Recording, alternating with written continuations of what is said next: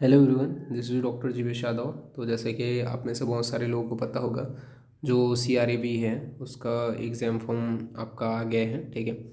और बहुत सारी इंपॉर्टेंट जो इन्फॉर्मेशन है जो आपको पता नहीं होगा उसके बारे में इसमें बताऊंगा।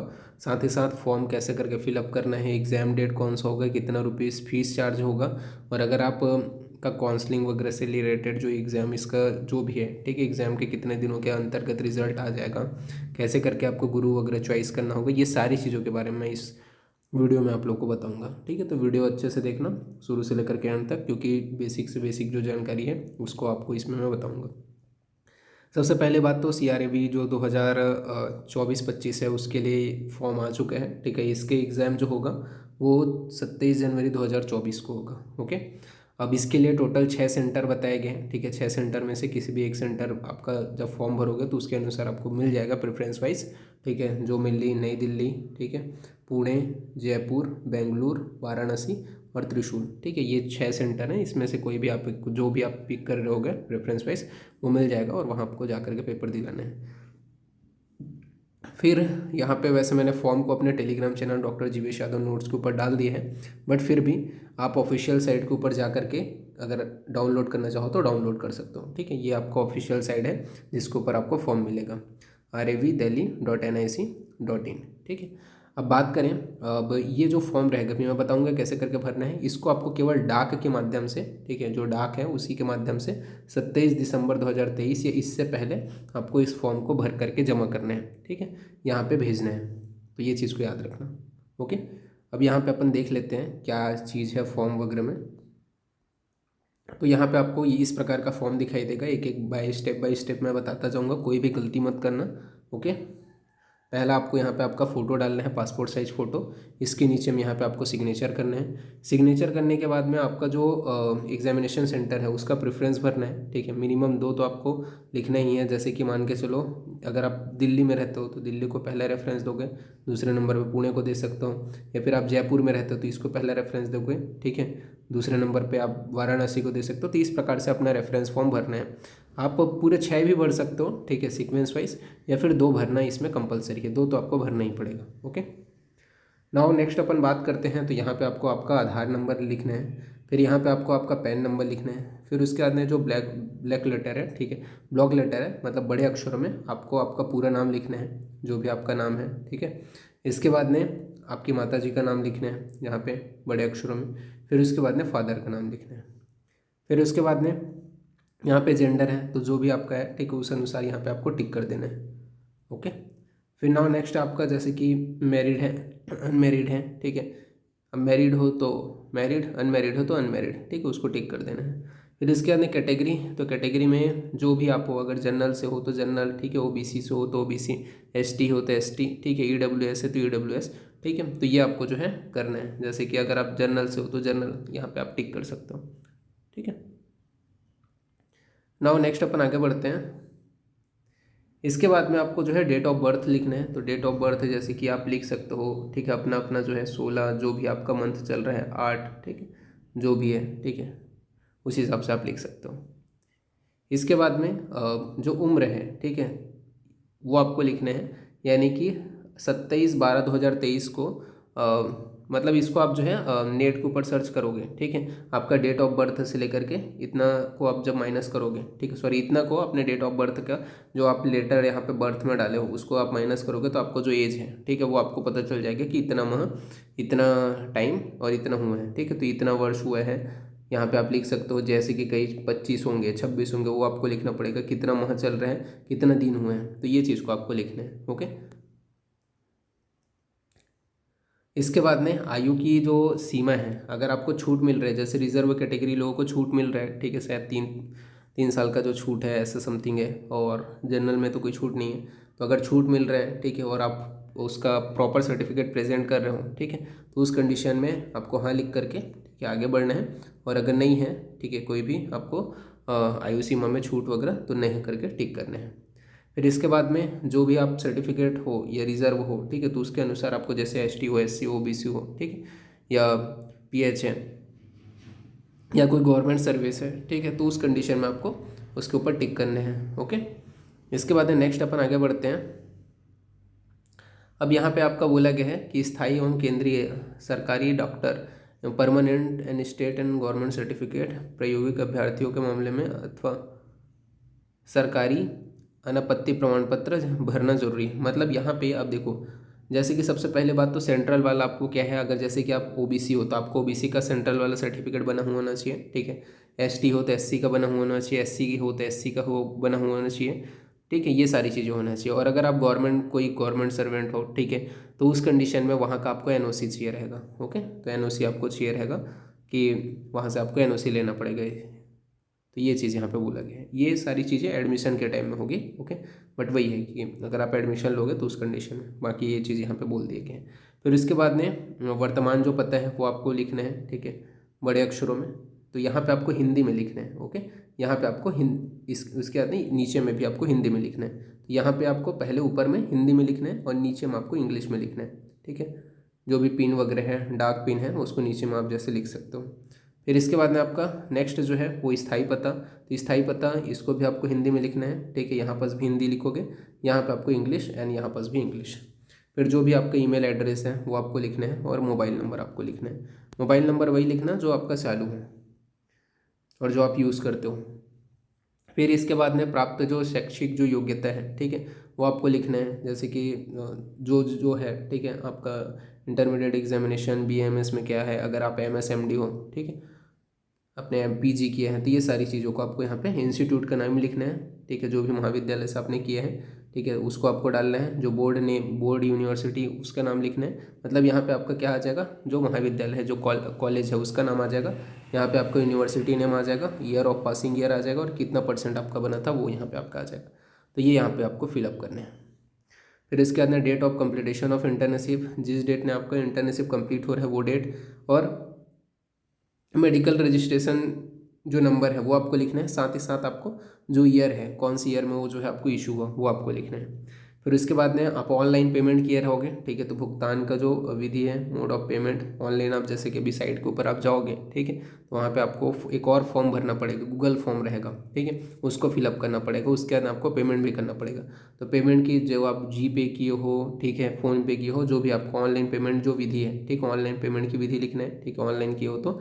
उसके बाद में वहाँ पे आपको ट्रांजेक्शन नंबर मिलता है, तो ट्रांजेक्शन नंबर को यहाँ पे आपको लिख देना है। फिर जिस दिन आपने पेमेंट किया है, जितना अमाउंट आपने पेमेंट किया है देखेंगे अपन, ठीक है, कितना है फीस, तो वो आपको यहाँ पे लिख देना है, मेंशन कर देना है। फिर इसके बाद में डिक्लेरेशन में यहाँ पे बोला गया है, मैं विवरणी और आवेदन पत्र को सम्यक प्रकार से पढ़ लिया हूँ, इसकी विषय वस्तु को समझ लिया हूँ। इसके अलावा यह प्रमाणित किया जाता है कि उपरोक्त सूचना मेरे ज्ञान एवं विश्वास पूर्णता सही है और कुछ भी छुपाया तथा मिथ्या प्रस्तुत नहीं किया गया है। तो यहाँ पे आपको ये सारी चीज़ें जो है इसको पढ़ करके यहाँ पे आपको सिग्नेचर कर देना है, ठीक है। आपका स्थान लिख देना है जहाँ से आप हो, ठीक है, जहाँ से आप जो है भेज रहे हो, ठीक है, और यहाँ पे आपको डेट लिख देना है।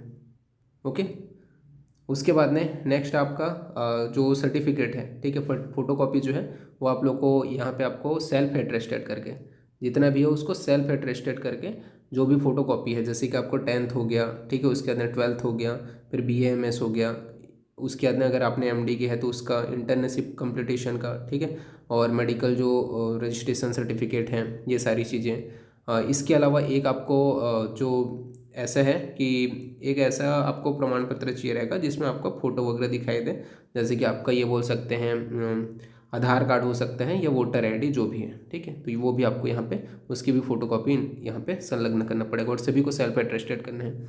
फिर no objective certificate if candidate in government, तो वही है कि NOC भी आपको फोटोकॉपी उसका सबमिट करना है, ठीक है। इसके अलावा बोला गया भारत सरकार द्वारा अगर आपका रिजर्वेशन है तो सेंट्रल रिजर्वेशन का जो सर्टिफिकेट है उसकी फ़ोटोकॉपी यहाँ पे आपको सबमिट करना है।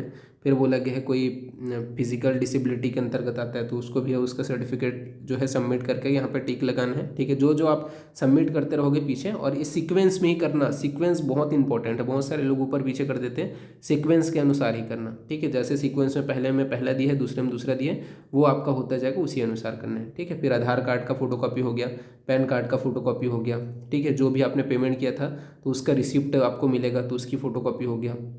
इसके अलावा आपका एडमिट कार्ड हो गया, ठीक है, तो एडमिट कार्ड अभी अपन नीचे देखेंगे, ठीक है, उसको भी आपको भर करके वहाँ पे करना है। और गूगल फॉर्म जो भरे हो, ठीक है, ऑनलाइन, वो यहाँ पे आपका बोला गया, तो ये आपको यहाँ पे बताया गया।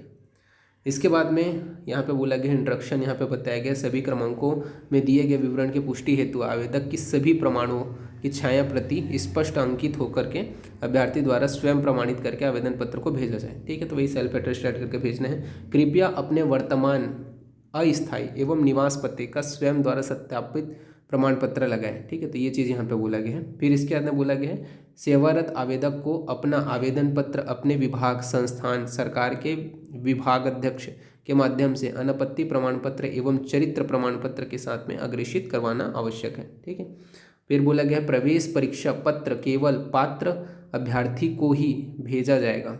ठीक है, यानी कि जो क्या है एलिजिबल रहेंगे उन्हीं कैंडिडेट को भेजा जाएगा। अभ्यर्थी को प्रवेश परीक्षा के लिए स्वयं के खर्चे पर उपस्थित होना पड़ेगा। ठीक है, तो यहाँ पे आपको एग्जाम वगैरह दिलाने के लिए कोई पैसा एक्स्ट्रा आपको दिया नहीं जाएगा। ठीक है, अब यहाँ पे इच्छुक अभ्यर्थी जो है वो केवल डाक के द्वारा, स्पीड पोस्ट के द्वारा या कुरियर के द्वारा हस्ताक्षर के माध्यम से, जैसे कि यहाँ पे एड्रेस बताया गया है। ठीक है, निर्देश राष्ट्रीय आयुर्वेद विद्यापीठ, धन्वंतरी भवन, मार्ग संख्या 66, पंजाबी बाग, पश्चिम, नई दिल्ली। ठीक है, यहाँ पे आपको भेजना है। इसके अलावा बोला गया अभ्यर्थी को सूचित किया जाता है कि वे अपना आवेदन पत्र उपरोक्त पते पर भेजने से पहले वेबसाइट पर दिए गए गूगल फॉर्म को सबमिट करें। ठीक है, तो वेबसाइट जैसे मैंने स्टार्टिंग बता दिया था, तो उस गूगल फॉर्म को सबमिट करना है और उसको क्या करना है, उस आवेदन को यहाँ पे बोला गया है सबमिट करें, अन्यथा उसका आवेदन पत्र बिना किसी सूचना के रद्द कर दिया जाएगा। तो उसका आपको एक तो जब आप फॉर्म भर रहे हो तो उसके स्क्रीनशॉट भी ले लेना। ठीक है, या फिर आप फॉर्म भरोगे तो वहाँ पे आपको पूरा जो है सबमिट हो जाने के बाद में वहाँ पे आप स्क्रीनशॉट भी ले लिए रहना जो जो आपने भरा है, और उसको भी यहाँ पे अटैच करके आपको भेजना पड़ेगा। फिर बोला गया है अन्य पिछड़े वर्ग के अभ्यर्थियों को अपना प्रमाण पत्र, मतलब जो रिजर्वेशन कैटेगरी है, ठीक है, उनको अपना प्रमाण पत्र वगैरह वहाँ पे देना जरूरी है, जो 2024-2025 में अनुमोदित किया गया है। ठीक है, आर्थिक रूप से जो कमजोर वगैरह हैं उनके लिए, यानी कि EWS के लिए 2024-2025 का जो सर्टिफिकेट है वो ही वैलिड रहेगा। अभ्यर्थियों को अपना प्रवेश पत्र आवेदन पत्र के साथ भरकर भेजना होगा, सिवाय आवेदन क्रमांक, अनुक्रमांक और परीक्षा केंद्र। तो ये चीज़ याद रखना, सिर्फ आप एक्सेप्ट एप्लीकेशन नंबर आप नहीं डालोगे, रोल नंबर आप नहीं डालोगे और एग्जामिनेशन सेंटर नहीं डालोगे। ठीक है, इनको बस छोड़ करके बाकी सबको आपको फिलअप करके भेजना है। तो जैसे कि यह हो गया आपका, ठीक है, एडमिट कार्ड। तो एडमिट कार्ड में आपको क्या क्या चीज़ भरना है वो मैं बता देता हूँ। ये नहीं भरना है, ये भी नहीं भरना है, ये भी नहीं भरना है। ठीक है, परीक्षा तिथि आप भर सकते हो, सॉरी परीक्षा तिथि जो है वो भर सकते हो, जैसे कि 7 जनवरी आपका बताया गया है। ठीक है, तो वो भर सकते हो। फिर इसके बाद में आपका नेम यहाँ पे आपको होना है। ठीक है, डेट ऑफ बर्थ यहाँ पे, जो भी जेंडर, ठीक है, उसके बाद में कैटेगरी, अगर रिजर्व कैटेगरी से बिलोंग करते हो या जनरल जो भी। फिर उसके बाद में यहाँ पे आपको पासपोर्ट साइज फ़ोटो आपको डालना है। ठीक है, इसके बाद में पासपोर्ट साइज फ़ोटो डालने के बाद में यहाँ पे आपको अपना सिग्नेचर करना है। सिग्नेचर करने के बाद में बहुत सारे स्टूडेंट यहाँ पे पूछ रहे थे, ठीक है, कि एड्रेस जो पता है, ठीक है, तो पता मतलब यहाँ पे आपको अपना जो पता है वो डालना है। ठीक है, एड्रेस मतलब आप कहाँ रहते हो वो वाला एड्रेस आएगा, जबकि एग्जामिनेशन जो सेंटर है इसको आपको छोड़ देना है, उन लोग भरेंगे इसको। ठीक है, और इसके बाद में बाकी जो चीज़ें हैं, जैसे एग्ज़ाम जो होगा वो कब से कब तक होगा, तो डेट यहाँ पे समय जो है वो लिखा हुआ है कि 12 बजे से लेकर के 1:40 तक आपका एग्ज़ाम होगा। ठीक है, तो इतना आपको भर करके जमा करना है। फिर बोला गया परीक्षा संबंधित विस्तृत निर्देश अगले पृष्ठ में दिया गया है, तो उसको भी अपन देख लेते हैं। जैसे कि बहुत सारी चीज़ें जो इंपॉर्टेंट चीज़ें हैं वो यहाँ पे बोली गई हैं। ठीक है, तो वही है कि अनुक्रमांक हो गया, ठीक है, परीक्षा केंद्र हो गया, और वही है कि जो रोल नंबर है उसको आपको छोड़ देना है। इसके अलावा यदि कोई अभ्यर्थी अपने साथ उपरोक्त दस्तावेज लेकर नहीं आता तो उसे परीक्षा केंद्र में प्रवेश नहीं दिया जाएगा। ठीक है, मतलब वही है कि उसको आधार कार्ड तो कंपलसरी है, आधार कार्ड लाना आवश्यक ही है, ये यहाँ पे बोला गया है। ठीक है, ये चीज़ याद रखना। इसके अलावा यहाँ पे बोला गया है अभ्यर्थी अपना बाल पेन अपने साथ लें। ठीक है, तो आपको पेन पकड़ के जाना है, ठीक है, जो आपका ब्लू या फिर ब्लैक कलर का हो, तो ये चीज़ याद रखना।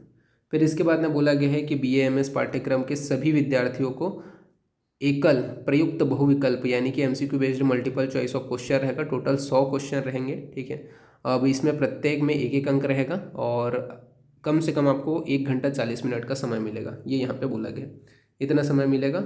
और वही है कि कोई भी माइनस मार्किंग नहीं है, ये यहाँ पे बताया गया। उत्तर पुस्तिका में कहीं पर भी कुछ अतिरिक्त नहीं लिखा जाना चाहिए, ये चीज़ को भी ध्यान देना। किसी तरह की नकल नहीं की जानी चाहिए। अगर अभ्यर्थी इस प्रकार कदाचार करते हुए पकड़ा गया तो उसे अयोग्य माना जाएगा। इसके अलावा वही है कि यहाँ पे वही है कि किसी भी स्थिति में प्रवेश परीक्षा की उत्तर पुस्तिका की छानबीन मूल्यांकन अनुमति नहीं है, ये यहाँ पे बोला गया। तो वो सारी चीज़ें आपके यहाँ पे आप एक बार पढ़ लेना। बाकी अपन नेक्स्ट पॉइंट के ऊपर अपन आते हैं। नेक्स्ट जो है आपको यहाँ पर जो ध्यान देना है वो यहाँ पे है, ठीक है।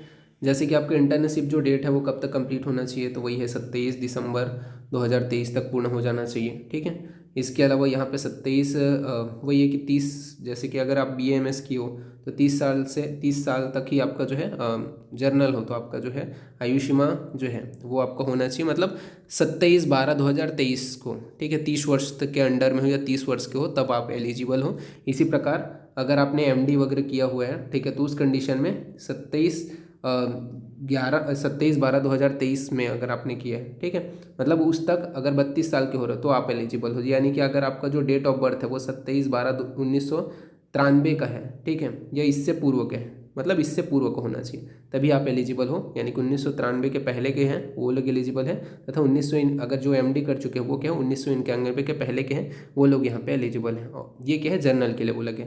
बाकी रिजर्व कैटेगरी के लिए यहाँ पे आपका जो 3 साल है, ठीक है, उसका एक्स्ट्रा छूट यहाँ पे दिया गया है। जैसे कि अगर रिजर्व कैटेगरी के जो भी हैं, ठीक है, BAMS बस किए हैं तो 1998 के पहले उनका जन्मदिन हो, ठीक है, वो BAMS वाले, और ऐसे ऐसे जो MD किए हैं, ठीक है, MS किए हैं, उनका क्या है 1986 के पहले जन्म होना चाहिए, तो वो क्या है एलिजिबल रहेंगे, ये यहाँ पे बोला गया। पाठ्यक्रम वही पता है आपको 1 वर्ष का रहेगा, ठीक है। इसमें आपको स्टाइपन वगैरह प्रोवाइड किया जाएगा। इसके अलावा केवल केंद्रीय सरकार द्वारा अनुमानित प्रमाण पत्र ही स्वीकार होगा, मतलब सेंट्रल के द्वारा ही आपको जो भी ST SC OBC रिजर्वेशन का कैटेगरी का सर्टिफिकेट है वो बनाना पड़ेगा। आवेदक प्रवेश लेने से पूर्व कृपया दिए गए निर्देशों को अच्छे से पढ़ ले। जैसे कि यहाँ पे आपका केवल डाक स्पोर्ट, ये सारी चीज़ें आपके बताई गई। फीस के बारे में अपन बात कर लेते हैं, कितना फीस है, ठीक है। तो सामान्य हो गया, इसके अलावा आपका फिजिकल डिसेबिलिटी हो गया, और EWS हो गया, अन्य पिछड़ा वर्ग हो गया, ठीक है। इनके लिए जो फीस है वो कितना है 2000 प्लस 18% GST, मतलब 2360 रुपये है, ठीक है। इसके अलावा अनुसूचित जाति तथा अनुसूचित जनजाति यानी कि ST SC के लिए 1000 प्लस 18% GST यानी कि 1,080 रुपये है, ठीक है, सॉरी 1180 रुपये है। ये यहाँ पे आपको जमा करना पड़ेगा, ठीक है, ऑनलाइन इसको आपको भुगतान करना है। और एक बार दिया गया जो पैसा है वो कभी किसी भी स्थिति में वापस नहीं होगा। अभ्यर्थियों को हमारी वेबसाइट पर दिए गए लिंक के माध्यम से अपना उपरोक्त जो शुल्क है वो भुगतान करना पड़ेगा, ये यहाँ पे बताया गया। अभ्यर्थियों को यह भी सुझाव दिया जाता है कि वे रसीद को डाउनलोड करके प्रिंट आउट करके पहले सफल लेन देन की संख्या नोट कर लें, ठीक है, और उसके स्क्रीनशॉट भी ले लें जैसे मैंने बोला, ठीक है। इसके बाद में वही है कि सफल अभ्यर्थियों को जिन्होंने गुरु शिष्य CRAV पाठ्यक्रम पूर्ण कर लिए हैं वे फिर से आवेदन नहीं कर सकते। मतलब ऐसे जो लोग हैं जिन्होंने ऑलरेडी CRAV जो पाठ्यक्रम है उसको आपने एक बार ज्वाइन कर चुके हैं, ठीक है, वो आप दूसरी बार जो है ज्वाइन नहीं कर सकते हैं, ये यहाँ पे बोला गया है। तो ये चीज़ को ध्यान देना, जिनको पहले ये सोच रहे हैं कि हमने हाँ पहले पढ़ चुके हैं, ठीक है, फिर कर सकते हैं, तो उनके लिए ये नहीं है, ये यहाँ पर बोला गया। इसके अलावा वही है जब आप गुरु चॉइस करोगे, ठीक है, तो गुरु जब चॉइस करोगे तो वो जो है आपके एरिया से 250 किलोमीटर की दूरी पर रहना चाहिए, ये चीज़ को आपको विशेष रूप से ध्यान देना है। इसके बाद में नेक्स्ट अपन ध्यान देते हैं, तो यहाँ पे बोला गया अभ्यर्थी की वीरता से क्रम में कुल जो है गुरुजनों की कितनी संख्या है ये भी विकल्प आपको दिया जाएगा। ये बाकी चीज़ों को आप पढ़ लेना, ठीक है। यहाँ पे एक इंपॉर्टेंट चीज़ जो पैसे से रिलेटेड और है उसको मैं आपको बता देता हूँ। जैसे कि किसी ने एडमिशन ले लिया, ठीक है, अब एडमिशन ले लिया और उसके बाद में क्या है वो छोड़ने की कोशिश कर रही है, या फिर वो किसी भी कारणवश जो भी रीज़न है उस वजह से क्या है वो छोड़ना चाह रहे हैं, ठीक है। तो छोड़ना चाह रहे हैं तो उस कंडीशन में यहाँ पे आपका क्राइटेरिया बताया गया है कि उस कंडीशन में क्या होगा, तो उसको भी अपन यहाँ पे देख लेते हैं।